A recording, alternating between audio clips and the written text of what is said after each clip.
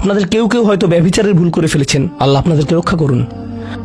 আপনাদের কেউ কেউ হয়তো সেই পথে অগ্রসর হচ্ছেন, আপনাদের কেউ কেউ হয়তো শিরক করেছেন।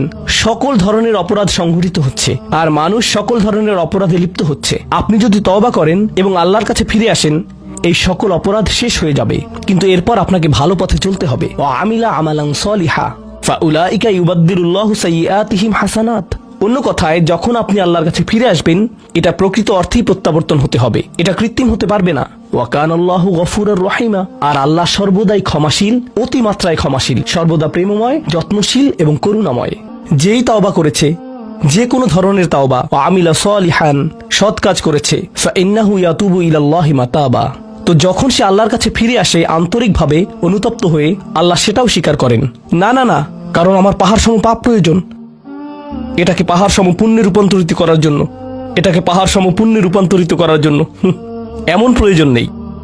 যেই পাপে লিপ্ত থাকেন না কেন, শুধু তওবা করুন।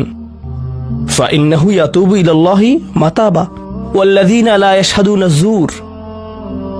এমন মানুষ যারা অন্যায়ের সাক্ষ্য হয় না, এর অর্থ হলো তারা সহ্য করে না যখন কোনো অন্যায় সংঘটিত হয়। এই মানুষগুলো আল্লাহর কাছে মর্যাদা সম্পন্ন।